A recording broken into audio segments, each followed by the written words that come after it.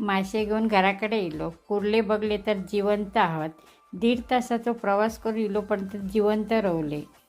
जिथे कुर्ले काही बी किंवा साफ केले नाही असले हाडले. आम्ही काय हेच करतात आमचे माझं नवरो.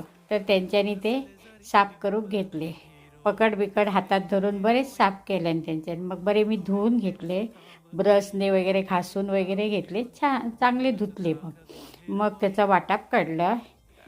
खोबरा इथं त्या काय पॅकिंगचा इथं मिळता ओला खोबरा त्या घेतलं. फ्रीजमध्ये घट्ट होता म्हणून या घट्ट हा.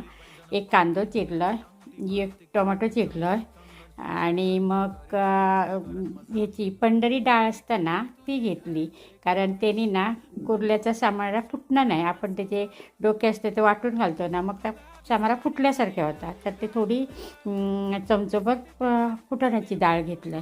तर गॅसवर कढई ठेवलं. त्याच्यात चमचोभर तेल घातलं, कांदो एक बाजूक, मग खोबरा घातला, ती फुटाण्याची डाळ घातली आणि एक टोमॅटो घातला. असं त्या भाजून वाटाप घेतलं आहे आणि त्या मिक्सरात घातलं. त्याच्यात 2 मालवणी चमचे मसालो घातलं, एक लाल चमचो कलरसाठी.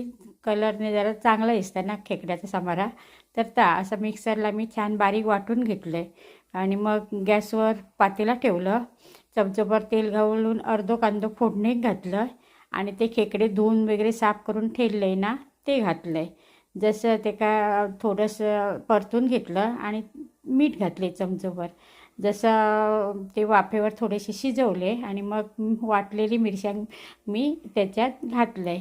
ती जरा शिजून घेतलं म्हणजे उकळी येऊ दिलं आणि जे पाय ठेवलेले ना कुर्ल्याचे बारके पुढचे ते मग त्याच मिक्सरच्या भांड्यात घातलं आणि ते बारीक वाटून घेतलं आहे. बारीक वाटले तसे मग ते गाळले मी.